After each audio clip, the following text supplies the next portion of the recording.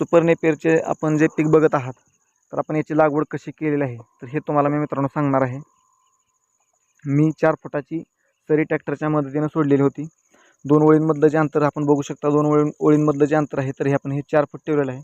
तर 4 फूट अंतर ठेवल्याचे काय फायदे आहेत तर ते तुम्हाला मी सांगतो. 4 फूट अंतर ठेवल्यामुळे काय होतं, आपण ह्याला चांगल्या पद्धतीने ह्याची खांदी बांधणी करू शकतो. पॉवर टिलरच्या मदतीने आपण याला माती लावून घेऊ शकतो.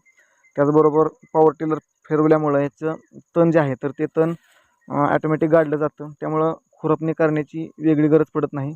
आणि वेळोवेळी याची माती लागल्यामुळं काय होतं की पाणी हे शेवटपर्यंत जाण्यासाठी खूप चांगल्या पद्धतीनं मदत होते. आणि माती लागल्यामुळं काय होतं, त्याचे फुटवेसुद्धा चांगले होतात. आपण बघू शकता ही कशा पद्धतीने फुटवे आलेले आहेत. जवळपास एक 4थी ते 5वी तोडणी असेल माझी याची. तर चांगल्या पद्धतीनं फुटवे आलेले आहेत. आणि इकडं सुद्धा बघू शकता अशा पद्धतीने हे पीक येत आहे. तर आपण 4 फुटी सरी सोडून आपण चांगल्या पद्धतीनं लागवड करून याचं चांगलं उत्पादन घेऊ शकता. धन्यवाद.